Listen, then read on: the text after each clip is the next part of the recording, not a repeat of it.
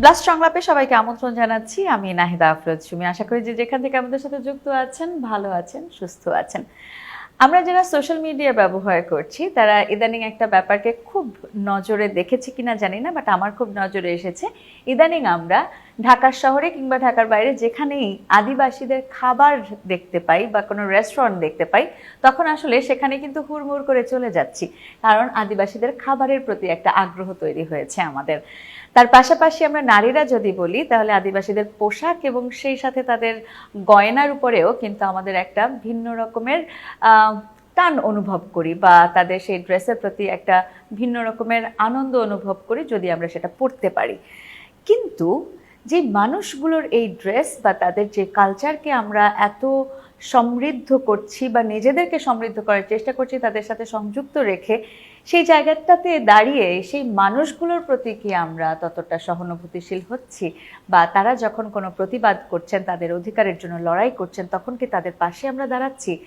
আমাদের হ্যাঁ সূচক উত্তর যদি পেতে হয় এই প্রশ্নের, তাহলে আসলেই তাদেরকে মন থেকে অনুভব করতে হবে, তাদের অধিকার নিয়ে আমাদেরকেও সচেতন হয়ে উঠতে হবে।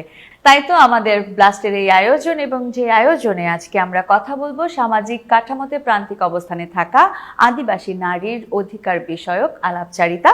এবং এই আলাপচারিতা করবার জন্য দুজন অতিথিকে আমন্ত্রণ জানিয়েছি। আমাদের সাথে আছেন আফরিদা সামিহা নাবিলা, যিনি সহযোগী গবেষক ব্লাস্ট, এবং সেই সাথে রয়েছেন মনিরা ত্রিপুরা, যিনি সদস্য আদিবাসী নারী নেটওয়ার্ক এবং সাধারণ সম্পাদক বাংলাদেশ আদিবাসী যুব ফোরাম।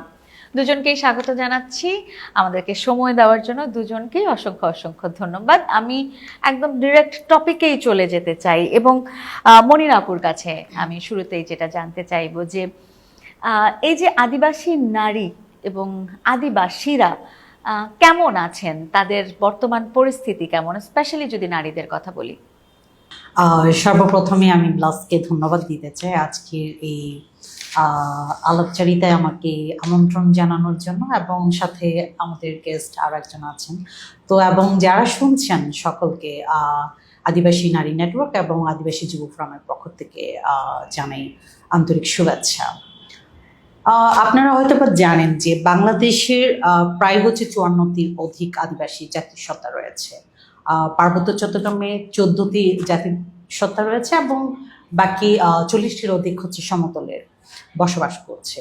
তো এই 54টির অধিক আদিবাসী জাতিগোষ্ঠীর প্রায় হচ্ছে 40 লক্ষাধিক জনসংখ্যা আছে। তো এই 40 লক্ষাধিক অর্ধেক নারী কিন্তু, অর্ধেক অংশ কিন্তু নারী। আচ্ছা, তো এই নারীরা এই আদিবাসী নারী হিসেবে বিভিন্ন ধরনের বঞ্চনার শিকার হয়। প্রথমে সে এক নারী হিসেবে, প্রথমে হচ্ছে আদিবাসী নারী হিসেবে। তো যে সব বৈষম্যের প্রথমে নারীরা শিকার হয়, সে প্রথম থেকে যদি আমি বলতে চাই যে শিক্ষাক্ষেত্রে আদিবাসী নারীরা বঞ্চিত হচ্ছে, স্বাস্থ্যক্ষেত্রে নানা ধরনের সুযোগ সুবিধা থেকে বঞ্চিত হচ্ছে। তো আমি মনে করি এগুলা ছাড়াও আপনার যে সরকারের যে কাঠামোগত যে সুবিধাগুলো আছে সেগুলোর থেকে আদিবাসী নারীরা প্রতিনিয়ত হচ্ছে সুযোগ সুবিধা থেকে বঞ্চিত হচ্ছে। মনির আপু, এখানে আমি একটু আপনাকে জিজ্ঞেস করতে চাইবো যে আসলে এই যে সুযোগ সুবিধা থেকে বঞ্চিত হচ্ছে, সেটা কি আসলে বৈষম্যের কারণে বঞ্চিত হচ্ছে, নাকি আসলে শিক্ষার সঠিক সুব্যবস্থা আসলে আপনাদের ওই জায়গাগুলোতে, আপনারা যেখানে বসবাস করছেন সেই জায়গাগুলোতে নেই? আসলে মূল সমস্যাটা কোথায়?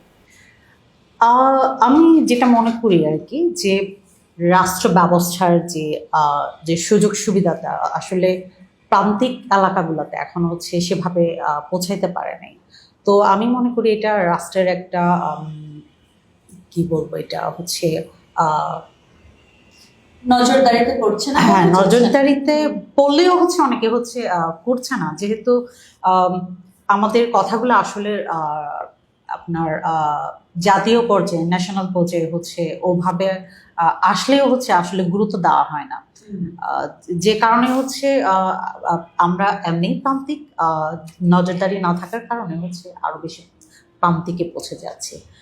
মোট কথায় আমি বলবো আসলে আমাদেরকে হচ্ছে পিছিয়ে রাখা হয়েছে, যেটা আমি মনে করি আর কি। আফ্রিদা আপু, আমি এখানে একটু, যেহেতু আপনি গবেষণার কাজের সাথে সম্পৃক্ত, সো যে বিষয়গুলো নিয়ে আপু বলছিলেন, মনির আপু বলছিলেন, সো সেখানে আপনি নিশ্চয়ই আরও ভাস্ট এরিয়াতে জানবেন যে আসলে ওই সকল অঞ্চলগুলোতে শুধুমাত্র যারা আদিবাসীরা রয়েছেন তারাই কি আসলে এই ধরনের সুযোগ সুবিধা থেকে বঞ্চিত হচ্ছেন, নাকি আসলে ওই অঞ্চলে যেহেতু প্রান্তিক এরিয়া সে কারণেই আসলে সেখানে সঠিক শিক্ষা ব্যবস্থার ঘাটতি রয়েছে বা চিকিৎসা ব্যবস্থার ঘাটতি রয়েছে? ব্যাপারটা আসলে কেমন? আচ্ছা, ধন্যবাদ সুমি আপু। আমার ব্যক্তিগত গবেষণার অভিজ্ঞতা থেকে যদি বলি, আমি একটা গবেষণায় যখন তথ্য সংগ্রহ করতে গিয়েছিলাম ময়মনসিংহেরও পরে প্রায় হালুয়াঘাটের কাছাকাছি অঞ্চলে, সেখানে আসলে ওনারা আমাকে যেটা বলেছিলেন যে পুরো এলাকায় আসলে তাদের জন্য কোনো বিশ্ববিদ্যালয়ের ব্যবস্থা নেই, এবং তাদের সেই জায়গার একজন আদিবাসী রাইটস অ্যাক্টিভিস্ট উনি বলেছেন যে আমি অনেক বছর ধরে চেষ্টা করছি লিয়াজো স্থাপন করার এবং হচ্ছে এখানে অন্তত কিছু ফান্ড কালেক্ট করার, যাতে আমরা কাজটা শুরু করতে পারি এবং সরকারকে বলতে পারি যে পরবর্তী কাজ এগিয়ে নেওয়ার জন্য আমাদেরকে আরও কিছু ফান্ড দেওয়া হোক। কিন্তু আসলে সেইভাবে আমার কাছে মনে হয় যে সেই যে সংহতিটা তৈরি হওয়া, সেই জায়গাটাতেও কিছুটা গ্যাপ রয়ে গিয়েছে। এছাড়াও যদি একেবারে দেশের দক্ষিণাঞ্চলের দিকে কথা বলি, পটুয়াখালী পরবর্তী অঞ্চল যেটা, সেই অঞ্চলেও আমার যাওয়া হয়েছিল কাজের সুবাদে, এবং সেখানে আমি আসলে যেটা জানতে পেরেছি যে সেই পরিবারগুলো মূলত ছেলে সন্তানের থেকে বেশি মেয়ে সন্তানকে পড়াশোনা শেখাতে বেশি আগ্রহী, কারণ তাদের একটা ধারণা, এটা আসলে আমি কোনো বায়াস হিসেবে উল্লেখ করছি না, আমি হয়তো যে পরিবারগুলোর সাথে কন্ট্যাক্টে এসেছি তাদের এটা ধারণা ছিল। তারা বলেছেন যে ছেলেরা বেশিরভাগ হয়তো ব্যবসা করবে বা হয়তো ইনফর্মাল কোনো চাকরি বা হচ্ছে প্রাইভেট চাকরি নিয়ে তারা সেটেল হয়ে যাবে, যেহেতু কম বয়সে একটা প্রেশার থাকে। সেদিক থেকে আমরা চাই আমাদের মেয়েদেরকে শিক্ষিত করতে, আমাদের মেয়েদেরকে আমরা হচ্ছে দেশের সেন্টারে পাঠাতে, ঢাকা বা বিভিন্ন বিভাগীয় অঞ্চলগুলোতে পাঠাতে। কিন্তু একটা যেটা তারা সমস্যার সম্মুখীন হন, যেমন দেখা যায় যে একটা কলেজ অ্যাটেন্ড করার জন্য একজন এইচএসসি শিক্ষার্থী, নারী শিক্ষার্থীকে প্রায় 2-3 গ্রাম পার হয়ে কলেজে যেতে হচ্ছে, এবং এই যে 2-3 গ্রাম পার হয়ে যাওয়ার যে বিষয়টা, এই যে ভৌগোলিক দূরত্ব, প্রথমত সেফ নয়, তারা বিভিন্ন ধরনের যৌন সহিংসতার শিকার হন, ইফটিজিং এবং আরো নানাবিধ সমস্যা। এবং সমস্যাটা যেটা হয় যে এখন যদি মানে সমস্যাটা আসলে সব দিক থেকে, যদি একদিকে হচ্ছে আদিবাসীদের করে দেওয়া হয় তাহলে যেটা হয় যে তাদের উপর ফোকাসটা আসলে কম পড়ে, আবার তাদেরকে যদি মানে একদম হচ্ছে মেজরিটি পপুলেশনের সাথে রাখা হয় তাহলে যে সমস্যাটা হয়, দেখা যায় অনেক সময় যারা মেজরিটি আছেন বা বাঙালি যদি স্পেসিফিক্যালি বলি, তারা আসলে তাদের উপর কর্তৃত্ব স্থাপন করতে চায়, সেটা নারীদের প্রতি সহিংসতার দিক থেকে শুরু করে জমি দখল এবং সব জায়গার দিক থেকে। তো এই সবগুলো দিকের আসলে সম্মিলিত একটা প্রভাব তাদের শিক্ষা, চিকিৎসা, কর্মসংস্থান সব কিছুর উপরেই আসলে পড়ে। একটা মানে বিশাল প্রভাব এখানে আসলে পড়ে যায়। এবং আমি আরেকটু যদি মনির আপুর কাছে জানতে চাই যে এই যে আমাদের মৌলিক চাহিদাগুলো, এই মৌলিক চাহিদাগুলো নিজেরা ভোগ করার ক্ষেত্রে, উপভোগ করার ক্ষেত্রে আপনার আসলে কোনো ধরনের বেগ পেতে হয়? আই মিন, যদি এমন হয় যে আপনি কোনো সরকারি হসপিটালে গেলেন, সরকারি কোনো কাজকর্মের জন্য কোনো সরকারি অফিসে গেলেন বা বেসরকারি কোনো জায়গায় গেলেন, সেক্ষেত্রে কি আসলে এই যে আপনারা মাইনরিটি চিন্তা করে তারা আসলে কি আপনাদেরকে দূরে রাখে বা আলাদা করে রাখার চেষ্টা করে? প্রথমত আসে হচ্ছে ভাষাগত দিক দিয়ে, কারণ হচ্ছে যেখানেই প্রতিষ্ঠানটা চলে হচ্ছে বাংলা ভাষা দিয়ে। তো আমাদের পার্বত্য চট্টগ্রামের প্রেক্ষাপটের যদি কথা বলি, প্রান্তিক এলাকায় যারা থাকে ওরা কিন্তু এখনো হচ্ছে বাংলা ভাষা ওভাবে রপ্ত করতে পারে না। তো যখন হচ্ছে কোনো সরকারি সুযোগ, যখন আমরা সরকারি কোনো সুযোগের জন্য যদি অফিসে যাই, তখন আসলে হচ্ছে হয় কি যে কথার বোঝাবুঝি না হওয়ার কারণে আসলে বিভিন্ন ধরনের ইয়ে থেকে সুযোগ সুবিধা থেকে অনেক সময় আমরা আসলে পিছিয়ে পড়ে যাই আর কি। তো সেক্ষেত্রে আসলে সরকারের উচিত যে সব এলাকায় হচ্ছে আদিবাসী রা রয়েছে, সেই সব প্রতিষ্ঠানে হচ্ছে অবশ্যই সেখানকার আদিবাসীদের কি বলে এটা নিজস্ব ভাষার একটা সুযোগ করে দেওয়া উচিত বলে আপনারা প্রত্যাশা করেন। তাহলে আসলে ওই জায়গায় একটা কমিউনিকেশনের গ্যাপ রয়ে যায় বলে আপনারা আসলে অনেক কিছু থেকে পিছিয়ে পড়েন। আমি একটু আফ্রিদা আপুর কাছে আসি। আসলে আমি যতটুকু মনি আপুর সাথে কথা বলছিলাম যে তাদের জন্য আলাদা আইন ব্যবস্থাও রয়েছে, যদি আমি ভুল না করি। এই জায়গাটাকে একটু ক্লিয়ার করে বলবেন কি যে আদিবাসীদের জন্য কি আসলে ভিন্ন রকমের আইনি ব্যবস্থা রয়েছে, বা সেখানে আসলে কি কি বিদ্যমান আইন বা নীতিমালা রয়েছে, বা যদি থেকেও থাকে সেটা যথেষ্ট কিনা? আদিবাসীদের আসলে এখানে যদি বলেন যে এস্টাবলিশড, আমরা যেভাবে দেখি অ্যাক্ট, রুলস, অর্ডিন্যান্স, সেরকম না হলেও তাদের প্রথাগত আইন, যেহেতু তাদের সংস্কৃতি এবং ঐতিহ্যটা অনেক বছরের, সুতরাং তাদের সামাজিক কাঠামো এবং তাদের সাংস্কৃতিক যে প্র্যাকটিসগুলো আছে সেগুলোর ভিত্তিতে কিছু প্রথাগত আইন রয়েছে। এবং এই আইনগুলো মানে একজন আদিবাসী মানুষ কখন আইনের আশ্রয় নেয়, যখন তার অধিকার হরণ হয় বা যখন সে তার অধিকারটা ভোগ করতে গিয়ে কোনো বাধার সম্মুখীন হয়। তো এই যে বাধার সম্মুখীন হওয়া, আদিবাসী একজন ব্যক্তি, নারী পুরুষ নির্বিশেষে, তিনি যখন একটা অধিকার ভোগ করতে গিয়ে বাধার সম্মুখীন হবেন বা তার অধিকার জোরপূর্বক হরণ করা হবে, তখন তিনি আইনের আশ্রয় চাইতে চাইবেন। এক্ষেত্রে আসলে যে ক্ল্যাশটা হয়, যে সে কি ট্র্যাডিশনাল আইনের আন্ডারে যাবে, প্রথাগত আইনের আন্ডারে সে রেমেডি চাইবে? সেটা চাইলে আসলে যেই আমাদের রাষ্ট্র ব্যবস্থা, বিচার ব্যবস্থার অধীনে যে আদালতগুলো আছে, সেই আদালতগুলো কিন্তু সেই প্রথাগত আইনের সাথে ফ্যামিলিয়ার না।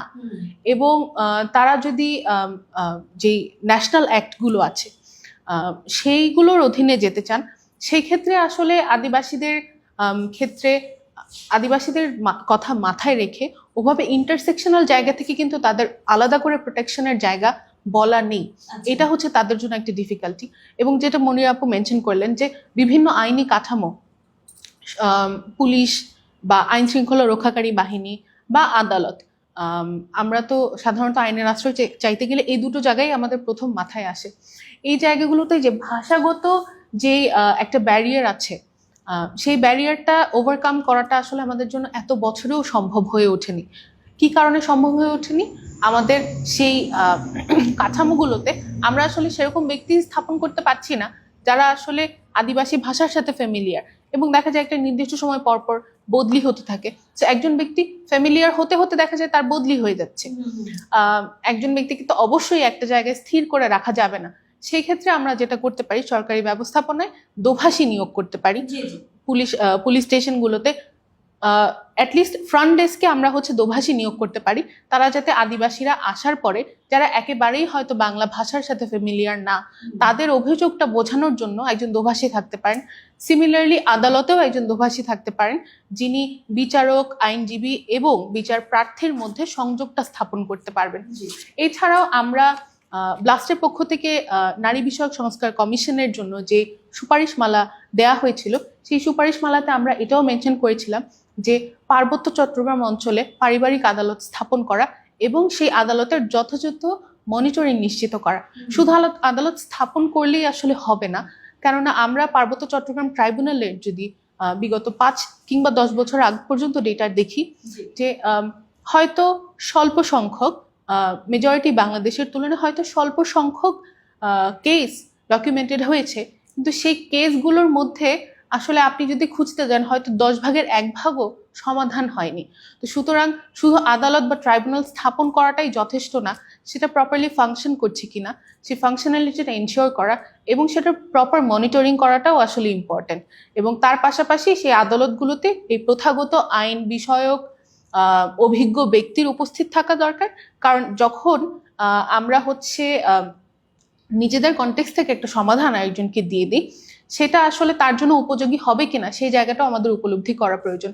সুতরাং সেখানে একটা মিশেল হলে আমার মনে হয় তাদের জন্য জিনিসটা মেনে নেওয়া এবং সেই জায়গায় একটা সমঝোতাতে পৌঁছানো বা একটা যথাযথ বিচার পাওয়া, তাদের জন্য সেই জিনিসটা একসেপ্ট করাটা সহজ হবে। মূলত হচ্ছে আমি মনে করি আর কি, যেহেতু দীর্ঘ সময় ধরে হচ্ছে আমাদের নিজস্ব একটা ট্রেডিশনাল ল যেটাকে বলি, প্রথাগত আইন আমরা মেনটেন করছি, হয়তোবা সেটা হচ্ছে রাষ্ট্রীয়ভাবে স্বীকৃত না, কিন্তু আমরা সেটা প্র্যাকটিস করি।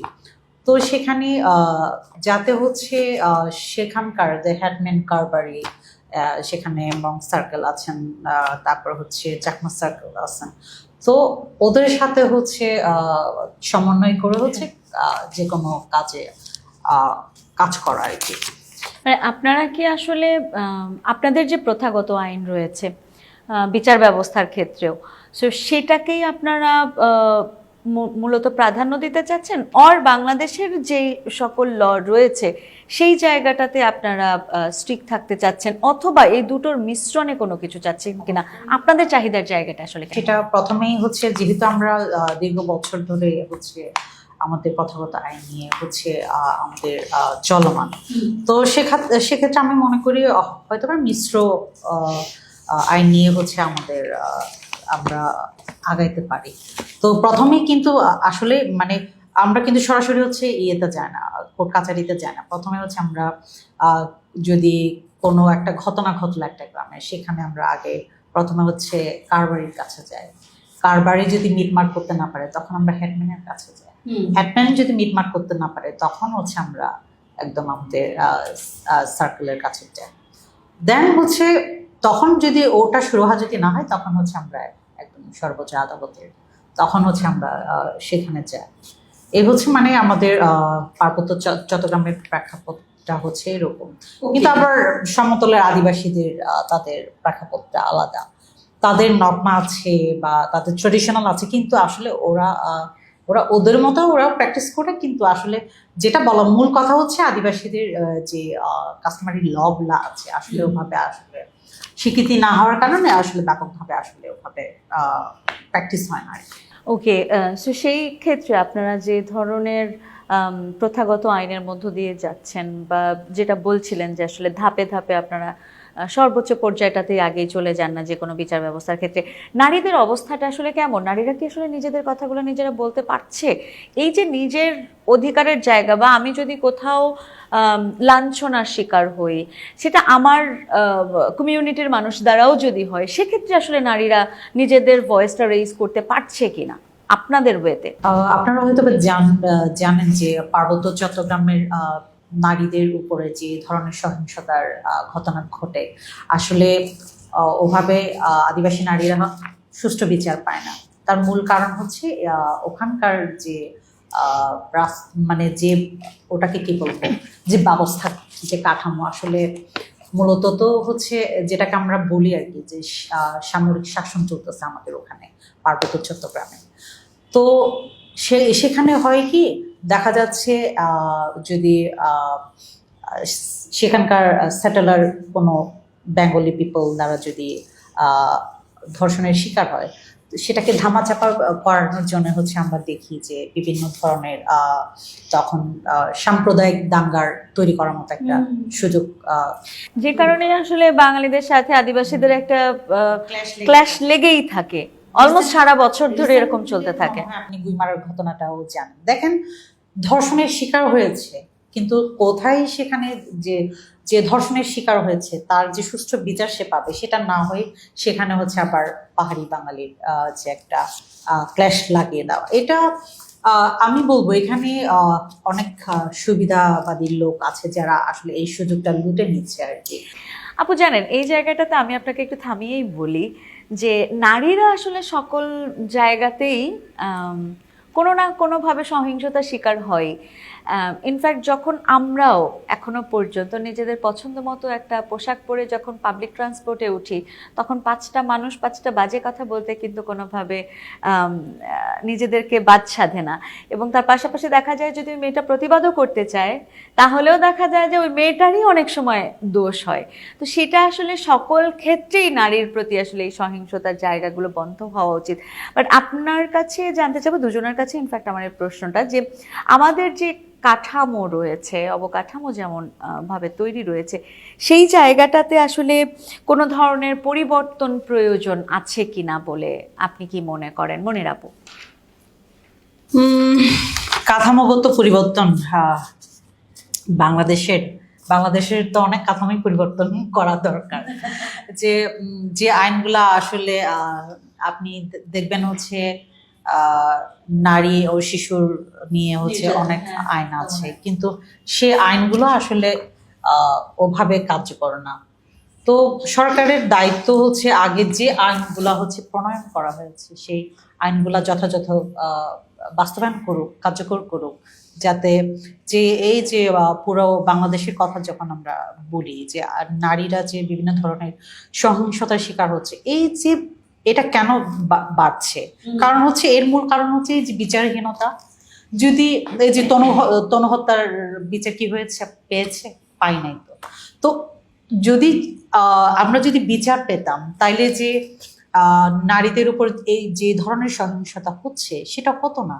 তো সরকারের উচিত যে যত আইন আছে আমাদের নারী ও শিশু বিষয়ক, তো সরকারের গুলো দায়িত্ব এই আইনগুলো হচ্ছে কার্যকর করা।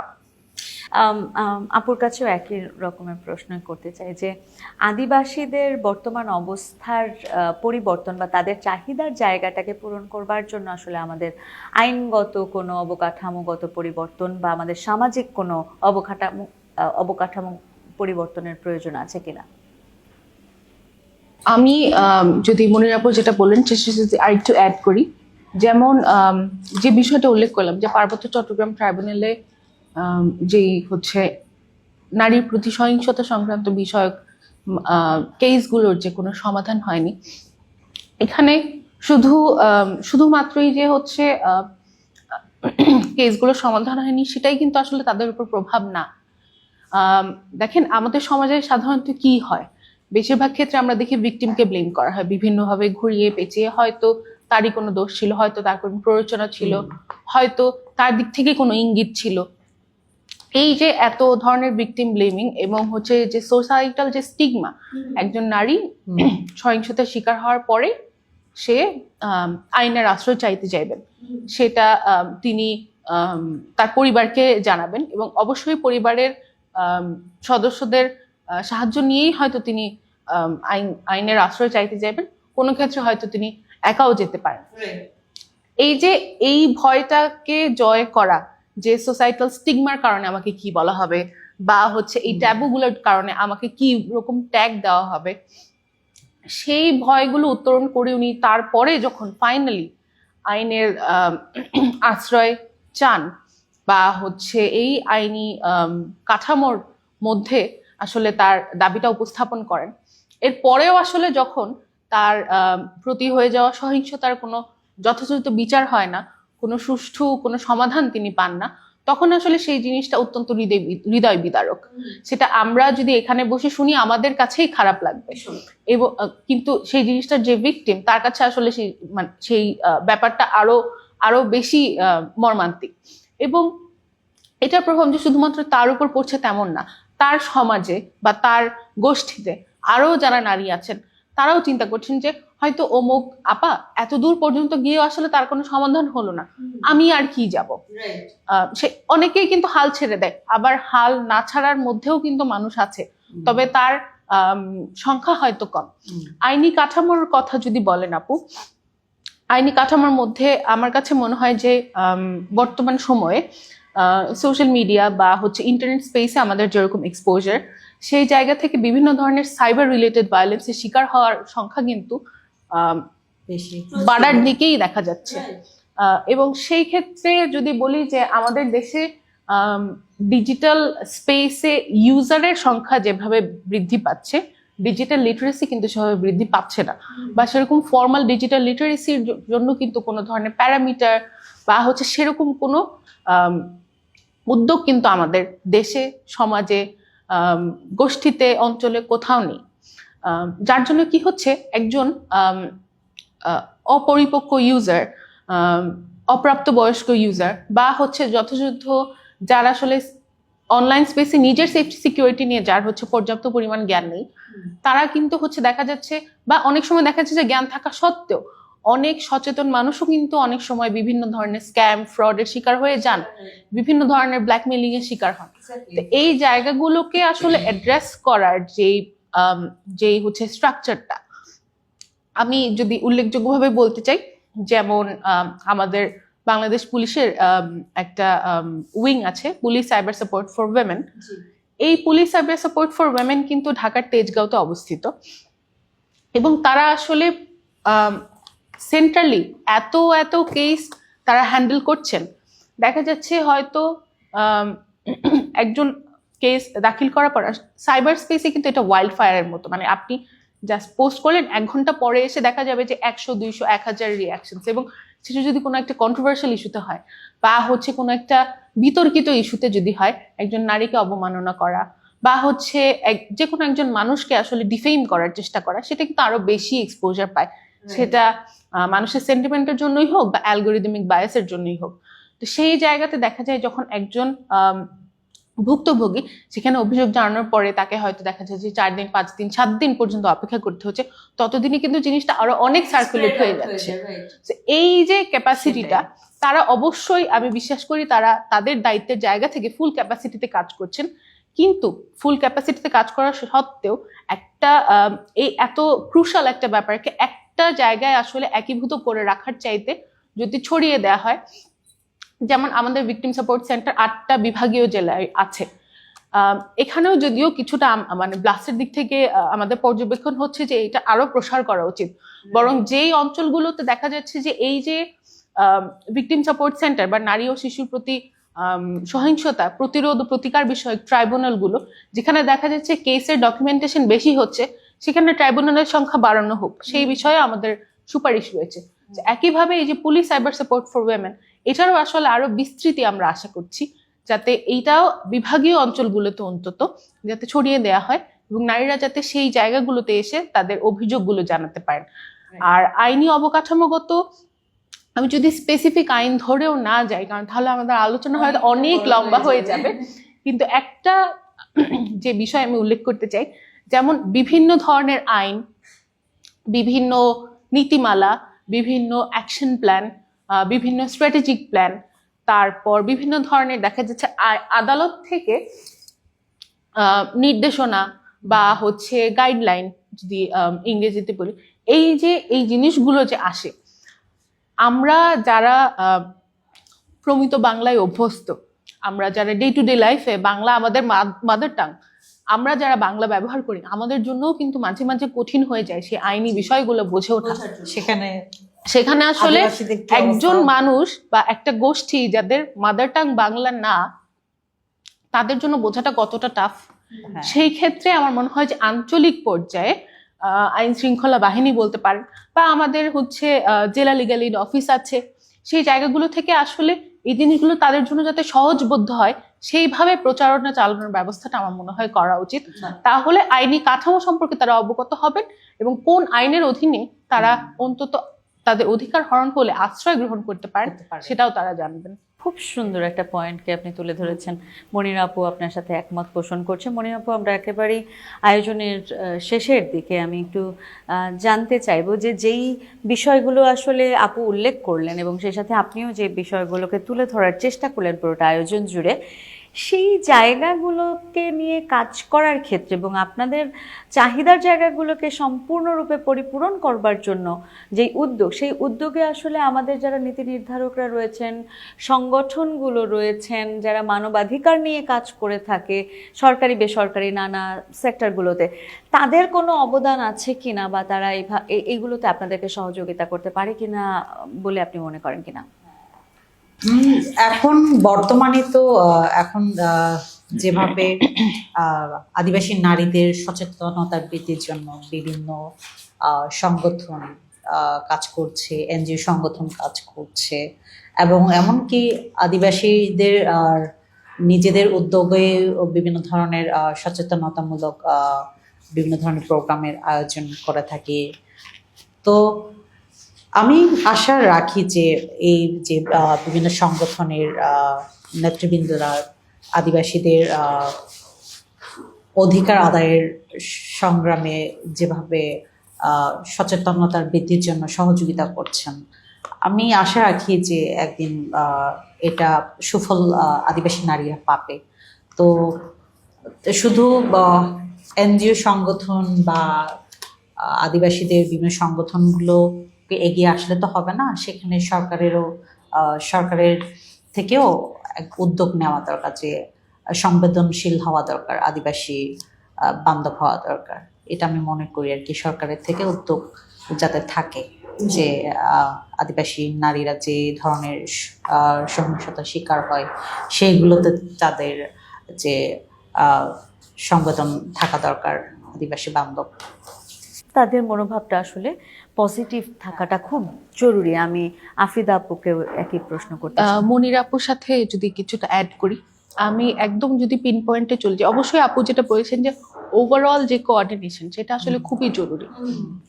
ওভারঅল কোঅর্ডিনেশন থেকে আমি যদি জিনিসটাকে একটু ন্যারো ডাউন করে নিয়ে আসি, যেমন আমাদের ব্লাস্ট যেহেতু আইনি সেবা প্রদান করে আসছে, বিনামূল্যে আইনি সেবা প্রদান করে আসছে, এবং যেহেতু সরকারি বিভিন্ন নীতি নির্ধারণের ক্ষেত্রেও ব্লাস্টকে একজন অংশীদার হিসেবে ধরা হয়, এবং বিভিন্ন সরকারি সংলাপ বা ইভেন বেসরকারি সংলাপের মাধ্যমে আসলে আমরা বিদ্যমান বিভিন্ন দেখা যায় আইনের সংস্কার, সংশোধন এবং বিভিন্ন অধ্যাদেশ, এই জায়গাগুলোতে আমরা মন্তব্য রেখে থাকি, আমাদের সুপারিশমালা উপস্থাপন করে রাখি। সেই সুপারিশমালা উপস্থিত করার ক্ষেত্রে আমরা সবসময় যে জিনিসটা মাথায় রাখি, সেই আইনের অধীনে বা অধ্যাদেশের অধীনে যদি কোনো কমিটি গঠন করার কথা বলা হয়ে থাকে, যেমন খুব রিসেন্টলি আমাদের কাজ হয়েছে জাতীয় মানবাধিকার কমিশন, যেটা এনএইচআরসির যে অর্ডিন্যান্সটা, ড্রাফট অর্ডিন্যান্সটা এসেছিল, সেখানে আমরা যেরকম মেনশন করেছি, সিমিলারলি আমাদের কিছুদিন আগের কাজ পর্যন্ত জাতীয় আইনগত সহায়তা অধ্যাদেশ যেটা সংশোধনীতে আমরা মন্তব্য রাখার সুযোগ পেয়েছি, সেখানেও আমরা বলেছি যে বিভিন্ন ধরনের কমিটিগুলো যেগুলো গঠন করা হয়, যেমন একেবারে উপদেষ্টা পরিষদ থেকে শুরু করে জাতীয় কমিটি, বিভাগীয় কমিটি, জেলা কমিটি, উপজেলা কমিটি, মহানগর কমিটি, সবগুলো কমিটিতে আমরা বলেছি এই যে প্রান্তিক জনগোষ্ঠী, শুধুমাত্র প্রান্তিক জনগোষ্ঠী বলে একটা গ্রুপ করে দেওয়া কিন্তু যথেষ্ট না। প্রান্তিক জনগোষ্ঠীর মধ্যে আরো বিভাজন রয়েছে, আদিবাসী আছেন, ধর্মীয় সংখ্যালঘু মানুষজন আছেন। সেই জায়গা থেকে আমরা সবসময় বলে থাকি যে আদিবাসী প্রতিনিধি একজন অবশ্যই থাকতে হবে। হয়তো কিছু ক্ষেত্রে তারা হয়তো এটা বলতে পারেন যে সবার তো সব বিষয়ে এক্সপার্টিস থাকে না, বা আমরা হয়তো সেই এক্সপার্টিজের মানুষ এখানে খুঁজে পেলাম না। এক্সপার্টিজের মানুষ যদি খুঁজে না পাই, একজন সদস্যকে অবজারভার হিসেবে রাখুন, তিনি যাতে অন্তত মন্তব্য উপস্থাপন করতে পারেন, বা আপনাদের কার্যক্রম দেখে তার যদি মনে হয় যে তার কমিউনিটির জন্য হয়তো এই জায়গাটা স্পেসিফিক্যালি মেনশন থাকা দরকার, তিনি সেটা উপস্থাপন করতে পারেন। এর পাশাপাশি আরেকটা বিষয় যেখানে আসলে বিভিন্ন ধরনের সরকারি এবং বেসরকারি নীতি নির্ধারক বা অংশীজনরা এগিয়ে আসতে পারেন, সেই জায়গাটা হচ্ছে প্রপার ডকুমেন্টেশন। যেমন একজন বিভিন্ন আদিবাসী গোষ্ঠীর মানুষের অধিকার হরণের যে স্ট্যাটিস্টিক্স বা নারীদের প্রতি সহিংসতার যে স্ট্যাটিস্টিক্স, এগুলোর কিন্তু যথাযথ ডকুমেন্টেশন নেই। আমি যেই ট্রাইব্যুনালের কথা বললাম, আমি কিন্তু এটা বিগত 10 বছর আগের গবেষণাপত্র থেকে পেয়েছি, সেটার কোনো ফলো আপ আমার চোখে পড়েনি। আমরা এক্সিস্টিং যেগুলো আছে সেগুলো ফলো আপ করতে পারি, 10 বছর 5 বছর গ্যাপে আমরা হয়তো একটা করে ফলো আপ করতে পারি। বা এই যে আমরা মোটামুটি বেশ বড় একটা রাজনৈতিক পট পরিবর্তন, শুধুমাত্র রাজনৈতিক না, সামাজিক, অর্থনৈতিক, সাংস্কৃতিক সব রকম পরিবর্তনের মধ্যে দিয়ে যাচ্ছি, এখন একটা ট্রানজিশন ফেজ আমাদের চলছে। এই ফেজের সময়ে আমরা দেখেছি 5 আগস্ট পরবর্তী সময়ে কিন্তু সংখ্যালঘুদের উপরে হামলা হয়েছে, এবং সংখ্যালঘু বলতে আসলে সংখ্যালঘুর মধ্যেও যে ইন্টারসেকশনটা, সেইখানের কোনো প্রপার স্ট্যাটিস্টিক্স কি আমরা সরকারের কাছ থেকে পেয়েছি?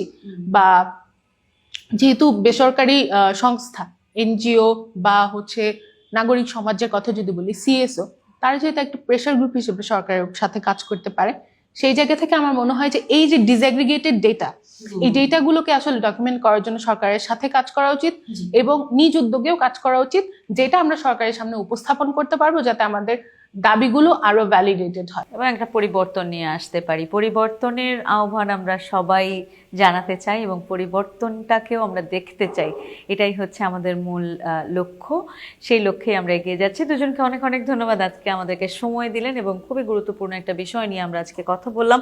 আশা করি এমন করেই আমাদের এই ভয়েস একটা না একটা সময় গিয়ে পৌঁছে যাবে নীতি নির্ধারকদের কাছে এবং একটা পরিবর্তন আসবেই। দুজনে খুব ভালো থাকবেন, আবার দেখা হবে।